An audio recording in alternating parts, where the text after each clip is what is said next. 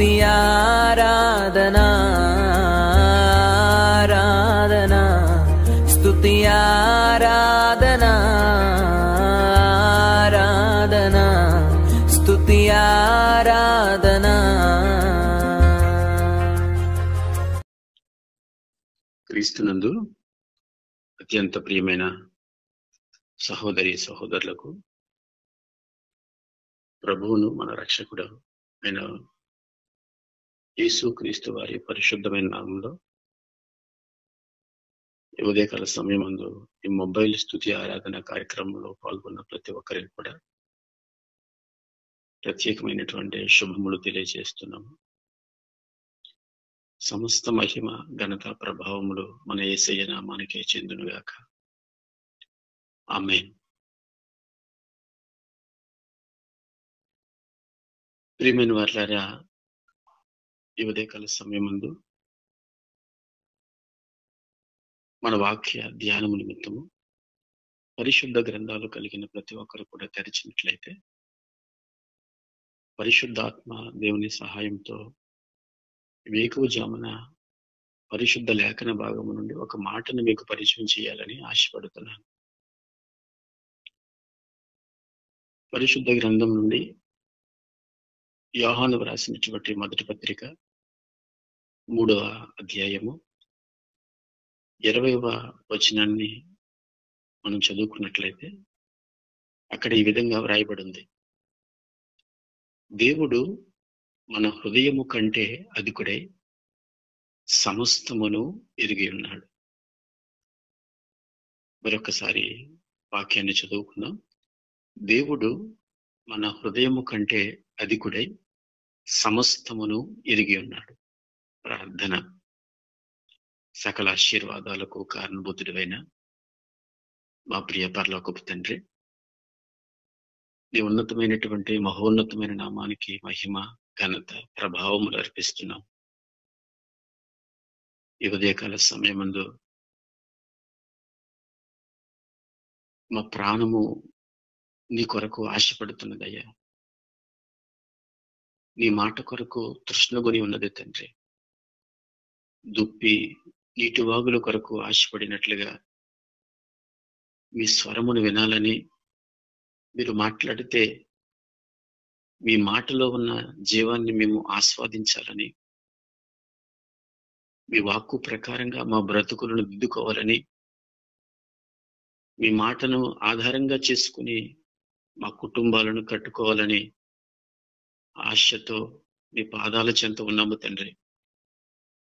ఎంతమంది ఈ వేకువజాముని లేచి ఈ మొబైల్ స్తుతి ఆరాధనలో పాల్గొని ఇదిగో తండ్రి నీ మాటలు వినడానికి సిద్ధపడి నీ పాదాల చెంత ఉండి ఉన్నారు, వారందరిని బట్టి మీకే మహిమ ఘనత ప్రభావములు చెల్లిస్తున్నాం.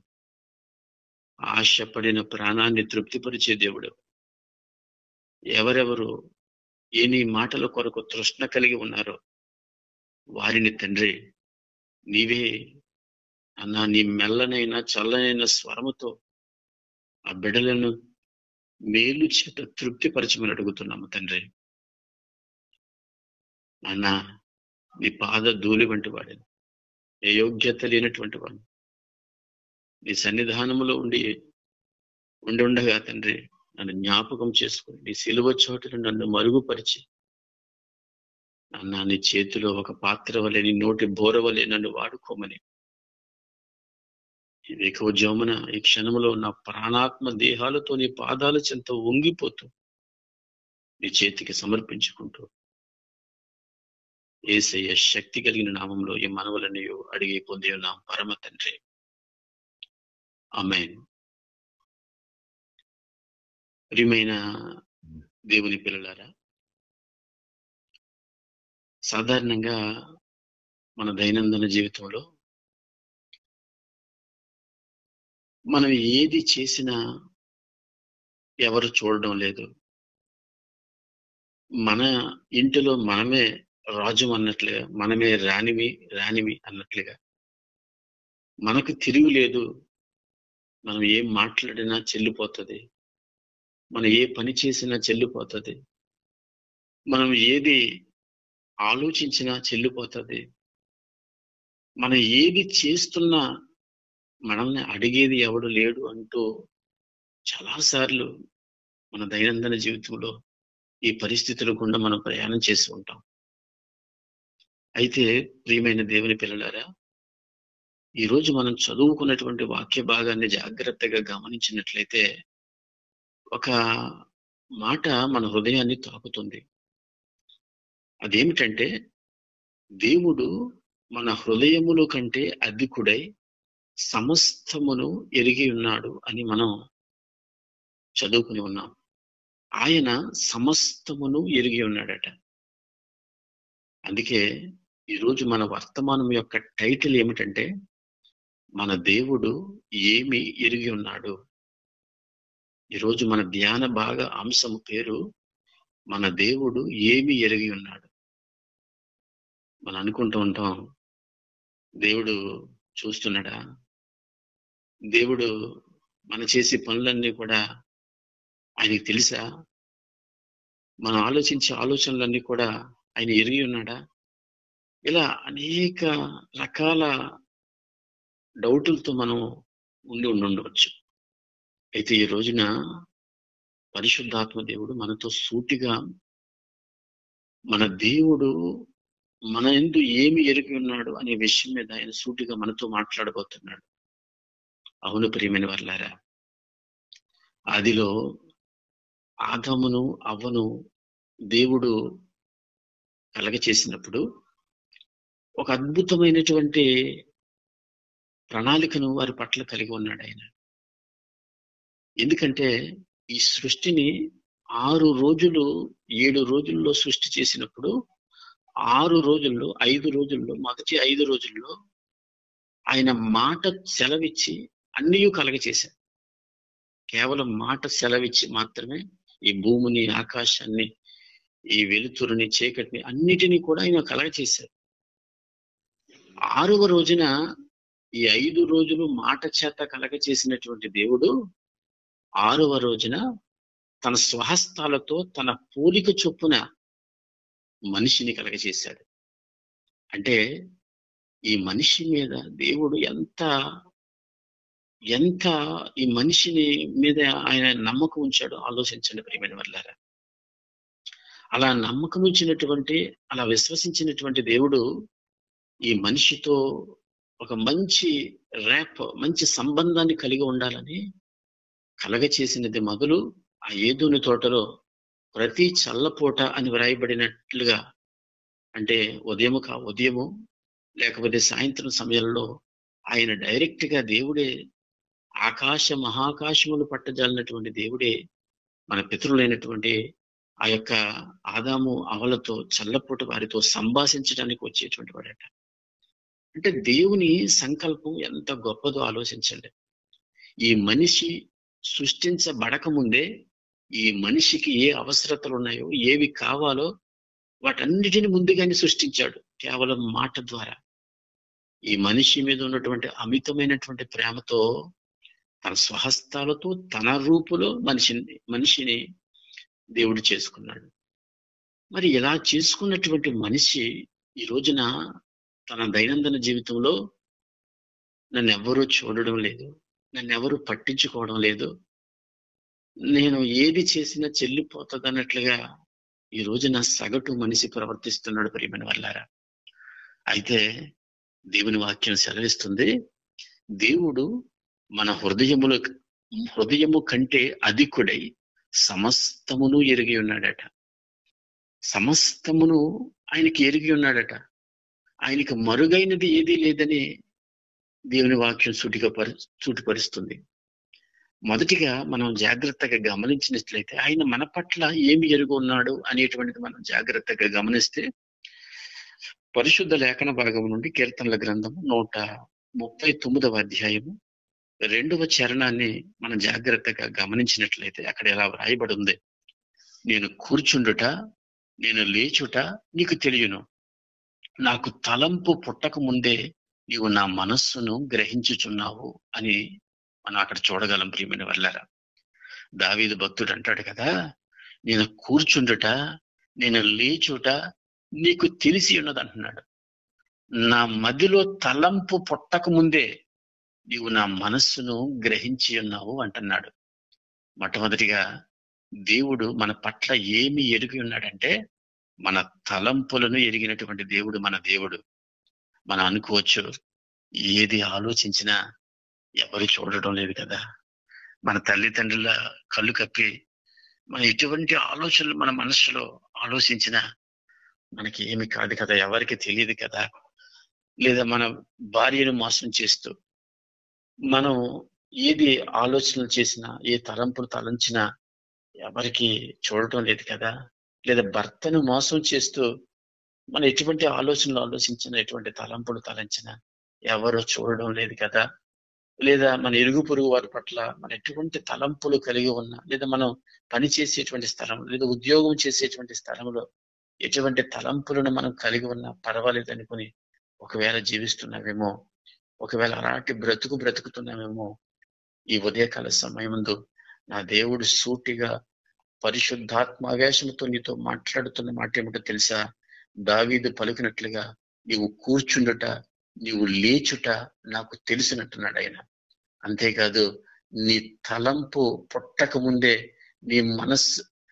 నీ మనసులోకి ఆ తలంపు, ఆ మధ్యలోకి తలంపు పుట్టక ముందే అది నాకు తెలుసని పరిశుద్ధాత్మ దేవుడు సెలవిస్తున్నాడు. ప్రియమైన వాళ్ళారా, ప్రియులారా, ఈ మాటలు వింటున్నటువంటి నీ తలంపులు ఎలా ఉన్నాయి? నీ తలంపులు ఒంటరిగా ఉన్నటువంటి సమయంలో నువ్వు ఎటువంటి ఆలోచనలు ఆలోచిస్తున్నావు? ఒక్కసారి ఆత్మ పరిశీలన చేయి. పరిశుద్ధాత్మ దేవుడు నీతో మాట్లాడుతున్న మాట ఏంటో తెలుసా? జాగ్రత్త, నీవు కూర్చుండట నాకు తెలుసు, నీవు లేచుట తెలుసు, నీ మదిలోకి తలంపు పుట్టక ముందే నేను ఎరిగి ఉన్నాను. కాబట్టి ఇలాంటి తలంపులను, ఎటువంటి హృదయపు ఆలోచనలను నీవు ఆలోచిస్తున్నావు? ఒక్కసారి ఆత్మ పరిశీలన చేయి. రెండవ మాటగా ఆయన పలుకుతున్నటువంటి మాట ఏమిటంటే, ఆయన మన మాటలను ఎరిగి ఉన్నాడు. మొదటిది ఆయన మన తలంపులు ఎరిగి ఉంటే, రెండోది ఆయన మన మాటలను కూడా ఎరిగి ఉన్నాడటండి. కీర్తనల గ్రంథము 139వ అధ్యాయము 4వ చరణాన్ని మనం జాగ్రత్తగా చూసినట్లయితే, యెహోవా నా నాలుకకు రాకమునుపే అది నీకు పూర్తిగా తెలిసి ఉన్నది. యెహోవా మాట నా నాలుకకు రాకమునిపే అది నీకు పూర్తిగా తెలిసి ఉన్నదన్నాడు. దావీదు భక్తుడు ఆత్మావేశంతో రాసినటువంటి మాట ఏమిటో తెలుసా ప్రియులారా? దేవా, నా మాట నా నాలుకకు రాకముందే అది నీకు పూర్తిగా ఎరిగి ఉన్నావు అంటున్నాడు. ప్రియమైన వాళ్ళారా, అవును ప్రియులారా, మన దేవుడు మన మాటలను ఎరిగి ఉన్నటువంటి దేవుడు. మలాకి గ్రంథంలో చివరి అధ్యాయంలో ఒక మాట రాయబడి ఉంటది. ఏమిటంటే ప్రియమైన వాళ్ళారా, ఇద్దరు విశ్వాసులు కూర్చుని మాట్లాడుకుంటే వారి మాటలను నేను ఆలకిస్తున్నాను అంటున్నాడు. వారు ఆయనను ఏ విధంగా గణపరుస్తున్నారో, ఆయనను ఏ విధంగా స్తుతిస్తున్నారో వాటన్నిటినీ ఆయన దగ్గర ఉన్నటువంటి గ్రంథములు లిఖించబడుతుంది అనే వ్రాయబడి ఉంది. ప్రియమైన వాళ్ళు, ఒక ఇద్దరు వ్యక్తులు కూర్చుని మాట్లాడుకుంటే ఆ మాటలను ఆయన ఆలకిస్తున్నాడట. ఆలకించడమే కాదు, వాటిని లిఖిస్తున్నాడట ఆయన దగ్గర ఉన్నటువంటి గ్రంథంలో. అంటే మన దేవుడు మన పట్ల ఎంత శ్రద్ధ కలిగి ఉన్నాడో చూడండి. ఎంతగా మనల్ని ఆయన వాచ్ చేస్తున్నాడో ఆలోచించండి ప్రియమైన వాళ్ళారా, ఆలోచించండి ప్రియమైన వాళ్ళారా. మనం మన దైనందిన జీవితంలో అనేక సార్లు మన మాటను తూలిపోతూ ఉంటున్నాం.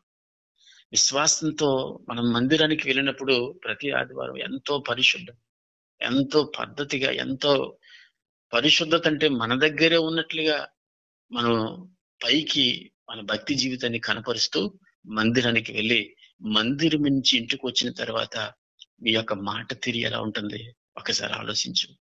ఏ నోటితో అయితే నువ్వు మాట్లాడుతున్నావో అదే నోటితో, ఏ నోటితో అయితే నువ్వు ప్రార్థన చేస్తున్నావో, ఏ నోటితో అయితే నువ్వు పాటలు పాడుతున్నావో, ఏ నోటితో అయితే దేవుణ్ణి ఆరాధిస్తున్నావో అదే నోటితో మరలా నువ్వు మందిరం నుంచి ఇంటికి వచ్చిన తర్వాత ఆ నోటిని ఎలా వాడుతున్నావు ఒక్కసారి ఆత్మ పరిశీలన చేసుకో ప్రియమైన వాళ్ళారా.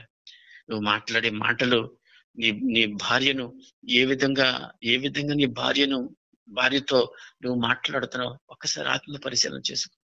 ఏ విధంగా నీ భర్తను తోలనాడుతున్నావో ఒక్కసారి ఆత్మ పరిశీలన చేసుకో. ఏ విధంగా నీ తల్లిదండ్రులను నువ్వు వాదిస్తూ వాళ్ళని వ్యతిరేకంగా మాట్లాడుతున్నావో, వాళ్ళ మాట వినకుండా తిరుగుతున్నావో ఒక్కసారి ఆలోచించు ప్రియమైన సహోదరుడా, సహోదరి. చిన్న నిప్పు ఎంత పెద్ద అడవినైనా కాల్చేస్తుందట.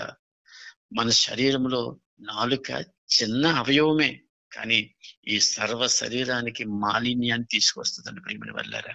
ఇలాంటి మాలిన్యం తీసుకొచ్చేటువంటి నాలుకను, ఇలాంటి మాటను నువ్వు ఏ విధంగా నీ యొక్క భక్తి జీవితంలో నువ్వు ఉపయోగిస్తున్నావు ఒక్కసారి ఆత్మ పరిశీలన చేసుకో.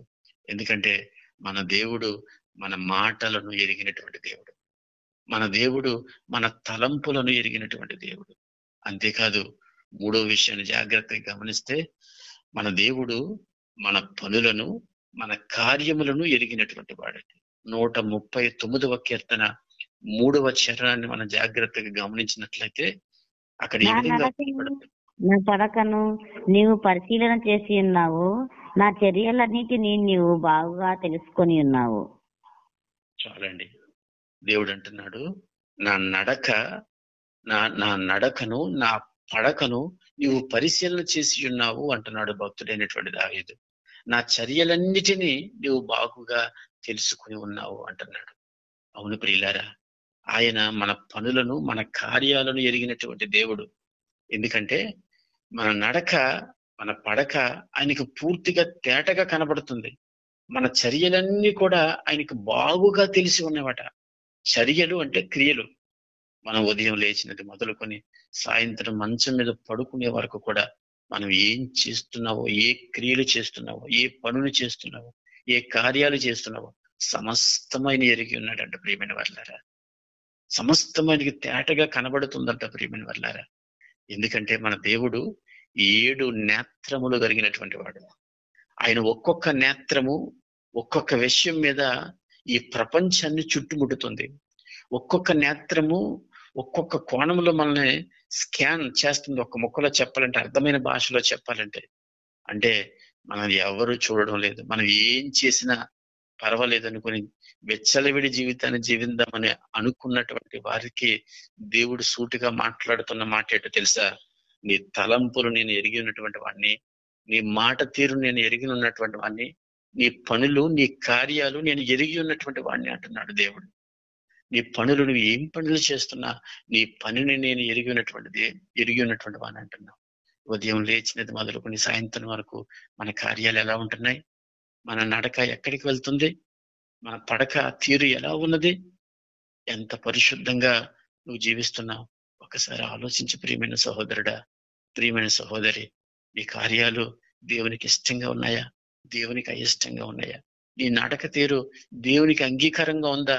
దేవునికి విభేదించేటట్లుగా ఉందా? ఒక్కసారి ఈ వేకువజామున ఆత్మ పరిశీలన చేసుకో ప్రియమైన సహోదరుడా, సహోదరి. చివరిగా మరొక మాట చూపెడతాను. ఆయన ఏది ఎరిగి ఉన్నాడంటే, ఆయన మన బాధల్ని, మన దుఃఖాన్ని ఎరిగినటువంటి దేవుడు. ఎందుకంటే నిర్గమకాండము 3వ అధ్యాయము 7వ వచనాన్ని మనం జాగ్రత్తగా గమనించినట్లయితే, మరియు యెహోవా ఇట్లనెను, నేను ఐగుప్తులో ఉన్న నా ప్రజల బాధను నిశ్చయముగా చూచితిని, పనులలో తమ్మును కష్టపెట్టు వారిని బట్టి వారు పెట్టిన మరణ వింటిని, వారి దుఃఖము నాకు తెలిసే ఉన్నది అంటున్నాడు. అలనాడు ఇశ్రాయేలు ప్రజలు ఆ ఫరో యొక్క ఆ బానిసత్వంలో మగ్గిపోతున్నప్పుడు, ఫరో యొక్క ఆ యొక్క శ్రమలకు, అతను పెట్టేటువంటి ఆ హింసలకు ఆ భరించుకుంటున్నటువంటి సమయంలో ఆ ప్రజలు దేవునికి మొర్ర పెడితే ఆ మొరను ఆయన ఆలకించి ఉన్నాడట. ఆ బాధను ఆయన చూసి ఉన్నాడట. వారి దుఃఖాన్ని ఆయన ఎరిగి ఉన్నాడట. ఎంత గొప్ప దేవుడండి మన దేవుడు. మనం చాలాసార్లు అనుకుంటూ ఉండొచ్చు, దేవా, ఈ భయంకరమైనటువంటి కన్నీటి గుండా నేను ప్రయాణం చేస్తున్నాను కదా, నన్ను ఎవ్వరూ పట్టించుకోవడం లేదే, నాకు సహాయం ఎవ్వరూ చేయడం లేదే, నా పరిస్థితి ఏంటి దేవా, నా కుటుంబ పరిస్థితి ఏంటి దేవా, నా బిడ్డల పరిస్థితి ఏంటి దేవా అంటూ చాలాసార్లు ఈ మాటలు వింటున్నటువంటి ప్రియమైన సహోదరుడా, సహోదరి, నువ్వు బాధపడిపోయి ఉండవచ్చు, నువ్వు దుఃఖపడిపోయి ఉండవచ్చు. అయ్యో, నా వ్యాపారం పరిస్థితి ఏంటి దేవా, ఎంత కష్టపడినా ఎక్కడ వేసిన గొంగలు అక్కడ అన్నట్లుగా ఉండిపోతుంది, నా పరిస్థితి ఏంటి అని అనుకుంటూ ఉండవచ్చు.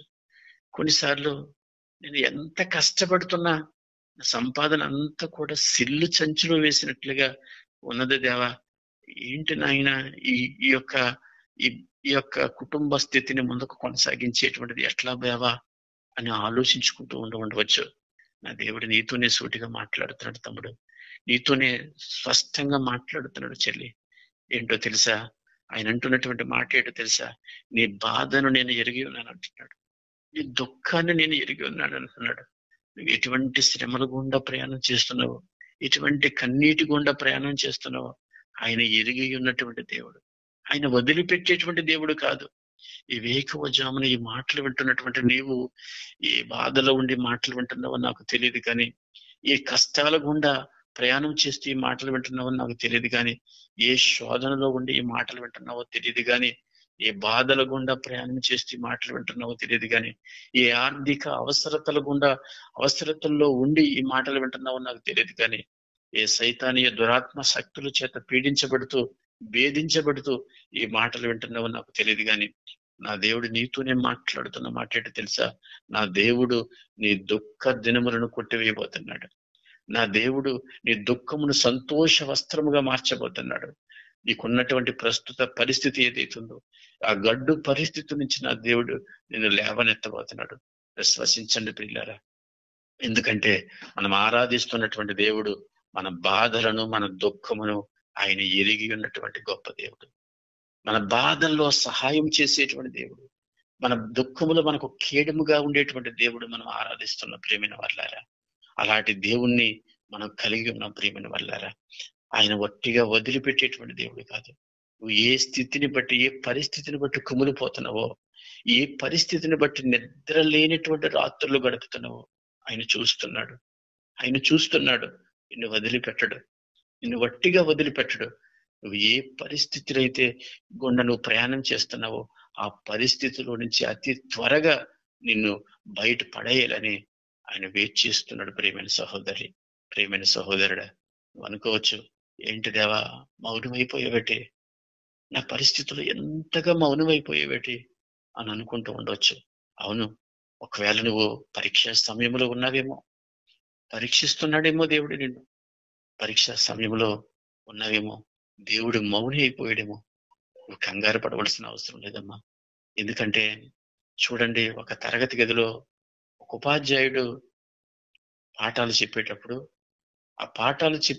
విద్యార్థులు చాలా శ్రద్ధగా వింటూ ఉంటారు. మనకు విద్యార్థులకి ఏదైనా డౌట్ వస్తే వెంటనే గురువు గారు, ఆ ఉపాధ్యాయుడు వాళ్ళ డౌట్లు క్లియర్ చేస్తూ ఉంటాడు. వాళ్ళ డౌట్లు క్లియర్ చేస్తూ ఉంటాడు. ఎన్ని ప్రశ్నలు విద్యార్థులు అడిగినా వారి డౌట్లని చాలా స్మూత్ గా, చాలా ఓర్పుగా వారి డౌట్లు క్లియర్ చేస్తారు. అదే విద్యార్థి పరీక్షా గదిలోకి వెళ్ళి పరీక్షలు రాస్తున్నప్పుడు అదే ఉపాధ్యాయుడు వాళ్ళ మధ్య తిరుగుతున్నప్పుడు, సార్ ఈ క్వశ్చన్కి ఆన్సర్ చెప్పండి, ప్రతి డౌట్ తీర్చండి, మౌని అయిపోతాడు. ఏ మాత్రము కూడా మాట్లాడు. కారణం ఏంటో తెలుసా? విద్యార్థి పరీక్షా సమయంలో ఉన్నాడు. విద్యార్థి పరీక్షా సమయంలో ఉన్నప్పుడు, గతంలో పాఠం చెప్పేటప్పుడు ఆ డౌట్లు క్లియర్ చేసిన ఉపాధ్యాయుడే పరీక్షా సమయంలో ఉన్నప్పుడు మౌని అయిపోతున్నాడు. ఎందుకో తెలుసా? ఆ విద్యార్థి పరీక్షించబడి ఒక ముత్యం వలె తయారవ్వాలని, మంచి విజయంతో ముందుకు కొనసాగాలని, మంచి విజయాన్ని పొందుకోవాలని ఆ యొక్క ఉపాధ్యాయుడు మౌని అయిపోతున్నాడు. అదే రీతిగా మాటలు వింటున్నటువంటి ప్రియమైన సహోదరుడా, సహోదరి, ఒకవేళ ఎంతగా ప్రార్థన చేస్తున్నా, ఎంతగా ఉపవాసం చేస్తున్నా, ఎంతగా దేవుడి పట్ల భయభక్తులు కలిగి నువ్వు జీవిస్తున్నా, నా జీవితంలో ఈ కష్టాలేటి దేవా, ఈ బాధలేటి దేవా, ఈ శ్రమలేటి దేవా, ఈ వేదనేటి తండ్రి, ఈ దుఃఖమేటయ్యా, నా పరిస్థితి ఎందుకు ఇలా అయిపోయిందని ఒకవేళ కుమ్ముడిపోతున్నావేమో, నా దేవుడు నీతోనే మాట్లాడుతున్నాడు. ఆ పరీక్ష గదిలో ఉపాధ్యాయుడు మౌని అయినట్లుగా నీ పట్ల కూడా నిన్ను ఒక ముత్యము వలె తయారు చేయడానికి ఆయన నీ పట్ల మౌని అయిపోయాడు. ప్రియమైన వాళ్ళారా, అది పరీక్షా సమయంలో ఉన్నావు. ఆ పరీక్షా సమయంలో నువ్వు నెగ్గినట్లయితే గొప్ప విజయాన్ని, గొప్ప సంతోషాన్ని, గొప్ప ఆనందాన్ని ఆ దేవుడు నీకు వెనువెంటనే ఇవ్వబోతున్నాడు. విశ్వసించు, ఆయన మీద ఆధారపడు. ఎందుకంటే మన దేవుడు వదిలిపెట్టే దేవుడు కాదు. మన దేవుడు ఒట్టిగా వదిలిపెట్టేటువంటి దేవుడు కాదు. నువ్వు కన్నీరు పెట్టుకుంటే అలా చూస్తూ ఉండేటువంటి దేవుడు కాదు. నువ్వు కన్నీరు పెట్టుకుంటే అలా చూస్తూ ఉండేటువంటి దేవుడు కాదు. ప్రియమైన వర్లారా, మనతో మాట్లాడేటువంటి దేవుడు, మనం చూస్తున్నటువంటి దేవుడు, మనల్ని పట్టించుకున్నటువంటి దేవుడు, మన తలంపుల్ని ఎరుగుతున్నటువంటి దేవుడు, మన మాటలను ఆయన ఎరిగి ఉన్నటువంటి దేవుడు, మన పనులను మన కార్యాలను ఆయన ఎరిగి ఉన్నటువంటి దేవుడు, మన బాధను మన దుఃఖాన్ని మన అవసరతలను ఆయన ఎరిగినటువంటి దేవుడు. కాబట్టి అలాంటి దేవుణ్ణి మనం ఆరాధిస్తున్నాం. ఈ రోజున ఒకవేళ నువ్వు ఏ పరిస్థితిలో ఉన్నా, ఎటువంటి కండిషన్ నువ్వు ప్రయాణం చేస్తున్నా, నా దేవుని పాదాల చెంతకు ఎందుకు రాకూడదు? ఒకవేళ ఇంతవరకు ఈ దేవుని ప్రేమను నువ్వు పొందుకోలేకపోతే ఒక్కసారి ప్రియమైన మిత్రమా, ప్రేమతో నా దేవుని నీకు పరిచయం చేస్తున్నాడు. మనం ఆరాధిస్తున్నటువంటి దేవుడు నిన్ను ఒట్టిగా వదిలిపెట్టేటువంటి దేవుడు కాదు. నువ్వు ఏ పరిస్థితుల్లో ప్రస్తుతం ఉన్నావో నీ పరిస్థితులన్నిటి నుంచి విడిపించి ఒక సరళమైనటువంటి మార్గంలో, ఒక క్షేమకరమైనటువంటి మార్గంలో నిన్ను నడిపించగలిగినటువంటి సమర్థుడు. నువ్వు చేయవలసిందల్లా యేసయ్యను నీ సొంత రక్షకునిగా అంగీకరించడమే. ఈ యేసయ్యను నీ సొంత రక్షకునిగా అంగీకరించి ఆయన యందు విశ్వాసం ఉంచి ఆయన మీద ఆధారపడి ఆయన ఇచ్చేటువంటి గొప్ప రక్షణను స్వతంత్రించుకోవడమే నువ్వు చేయవలసిందల్లా. ఆయన యందు విశ్వాసం ఉంచి ఆయనను నీ సొంత రక్షకునిగా అంగీకరించి ఎందుకు ఆయనను నీ సొంత రక్షకునిగా అంగీకరించకూడదు ఒకసారి ఆలోచించు. ఒకవేళ ఈ రోజే ఆయన అంగీకరించాలని నువ్వు ఆశపడుతున్నట్లయితే ఉన్నపాటునే ఈ చిన్ని ప్రార్థనలో ఏకీభవించు. నా దేవుని సహాయం నీకు అనుగ్రహించబోతున్నాడు. నా దేవుడు నీకు కీడుముగా ఉండబోతున్నాడు. ఒక క్షణం అందరూ చిన్న ప్రార్థన, ఈ ప్రార్థనలో ఏకీభవిందాం. దేవా నీకు వందనాలంటూ, డాడీ నీకు వందనాలయ్యా, నీకు స్తుతులు నాన్న, ఇంతవరకు మీరు మాతో మాట్లాడారు దేవా, నీకు వందనాలు నాన్న. దేవుడు ఏమి ఎరిగి ఉన్నవాడు అనేటువంటి మాట మీద నీ లేఖన భాగమును ఆధారంగా చేసుకుని నాతో మాట్లాడవు దేవా, నీకు వందనాలు. నీకు వందనాలంటూ ఒక క్షణం మోకరిందాం. ప్రియమైన వర్లారా, నాన్న నువ్వు తలంపులు ఎరిగి ఉన్నావని మేము మాతో మాట్లాడవు తండ్రి. ఇంతవరకు నాకు ఇష్టం వచ్చినట్లుగా నేను తలంచాను, నాకు ఇష్టం వచ్చినట్లుగా ఆలోచించాను. అనేకులను ఇబ్బంది పెట్టేటువంటి ఆలోచనలు, నా మనస్సును, నా భక్తి జీవితాన్ని కల్మషం చేసేటువంటి ఆలోచనలను, నా ఆధ్యాత్మిక జీవితాన్ని పతన పంచులోకి తీసుకెళ్లిపోయేటువంటి ఆలోచనలు ఆలోచించానయ్యా. ఈ రోజు నాతో మాట్లాడవయ్యా. నా ఆలోచనలు, నా హృదయం ఆలోచిస్తే ఎవ్వరూ చూడడం లేదనుకున్నానయ్యా. కానీ నువ్వు ఎరిగి ఉన్నావని నేను తెలుసుకోలేకపోయాను తండ్రి. నన్ను క్షమించు దేవా అంటూ ప్రార్థన చేయి. నన్ను క్షమించు దేవా, నన్ను క్షమించు నాన్న. నా తలంపులను బట్టి నన్ను క్షమించు తండ్రి.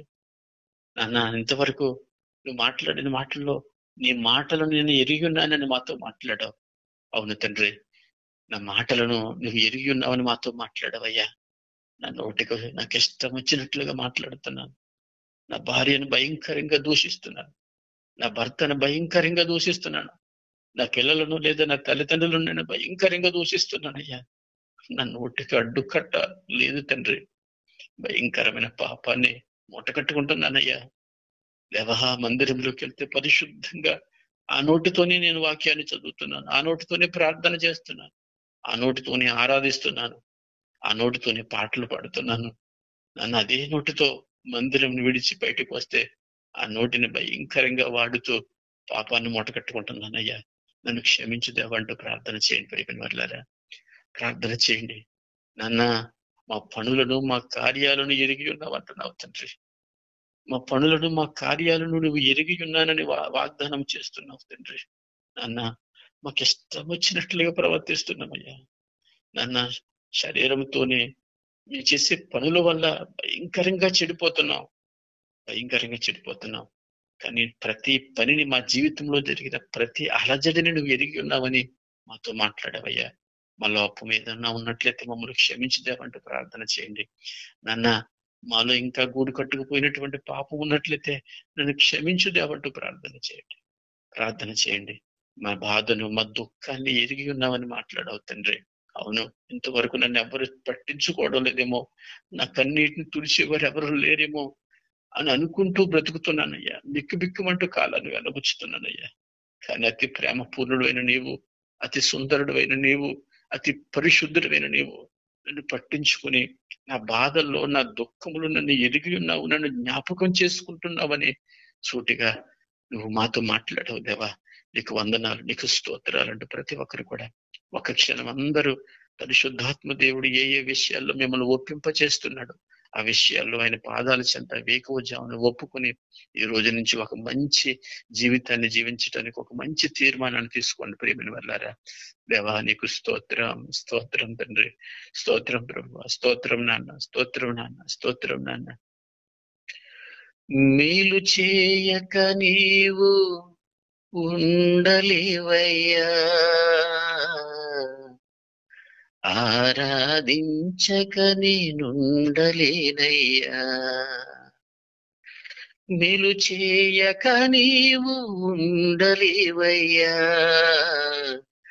ఆరాధించక నేనుండలేనయ్యా. యేసయ్యా, యేసయ్యా, యేసయ్యా, యేసయ్యా, యేసయ్యా, యేసయ్యా, యేసయ్యా, యేసయ్యా. అవును తండ్రి, నువ్వు మేలు చేయక నువ్వు ఉండలేనటువంటి దేవుడవయ్యా. నిన్ను ఆరాధించలేక నేను కూడా ఉండలేను దేవా. ఆయన పాదాలు పట్టుకుని బ్రతిమాలంటే ప్రియమైన వాళ్ళారా. స్తోత్రం నాన్న, స్తుతులు దేవా, స్తుతులు తండ్రి, స్తుతులు తండ్రి. నిన్ను నమ్మినట్లు నేను వేరే ఎవరిని నమ్మాలేదయ్యా. నీకు నాకు మధ్య దూరం తొలగించావు వదిలుండలేక. నిన్ను నమ్మినట్లు నేను వేరే ఎవరిని నమ్మాలేదయ్యా. నీకు నాకు మధ్య దూరం తొలగించావు వదిలుండలేక.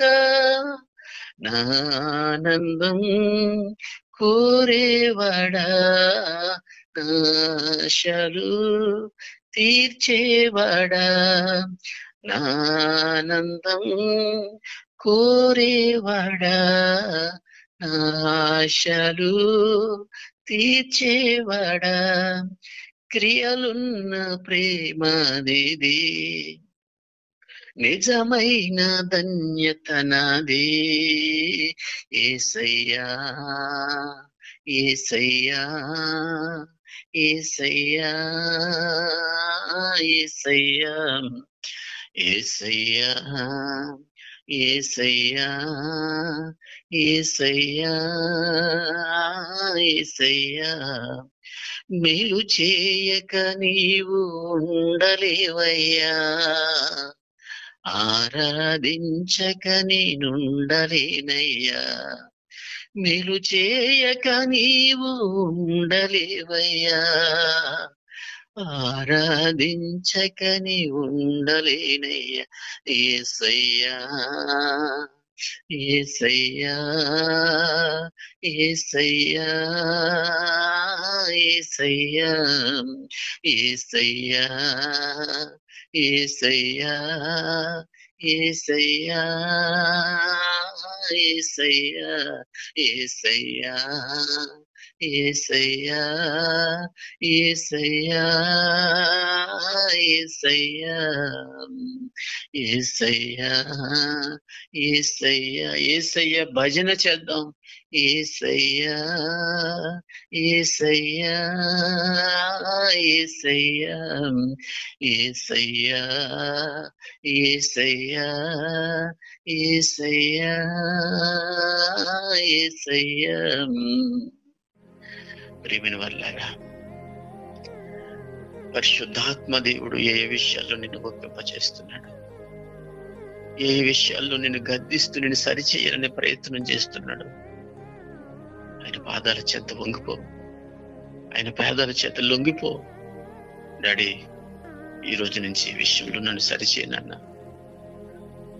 నా తలంపులను సరిచే ప్రభువా, నా మాట తీరును సరిచేయ తండ్రి. నా పనులను సరిచేదేవా, నా బాధలో దుఃఖమును ఒక్కసారి జ్ఞాపకం చేసుకోదేవా అంటూ ఒక్క క్షణం అందరూ దేవా నీకు స్తోత్రాలు తండ్రి, శుద్ధుడా నీకు వందనాలయ్యా, సకల ఆశీర్వాదాలకు కారణభూతుడా.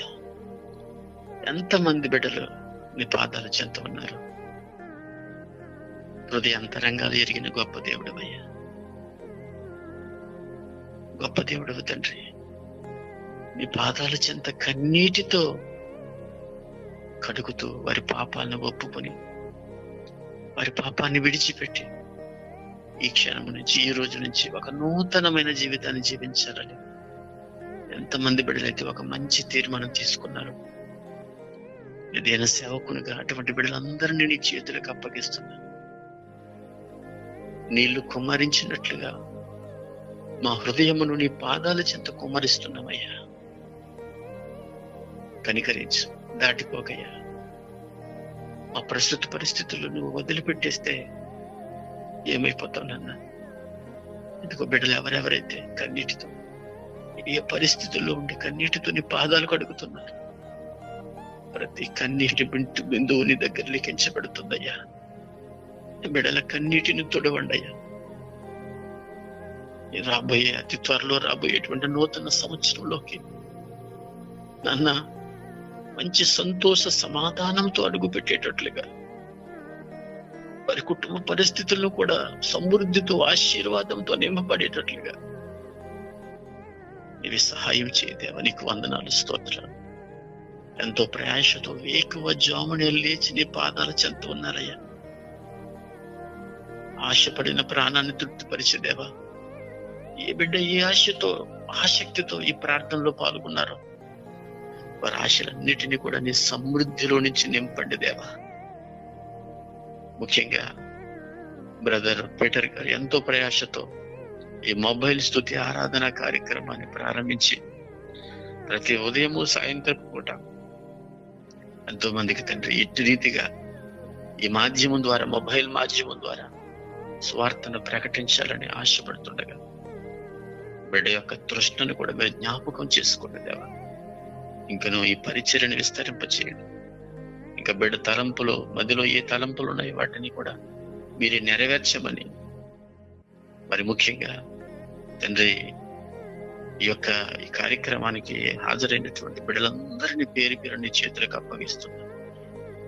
గాయపడిన నీ దక్షిణ హస్తంతో, నీతి కలిగిన నీ హస్తంతో ప్రతి ఒక్క బిడ్డ శిరస్సు మీద నీ హస్తము నుంచి ఆశీర్వదించాం.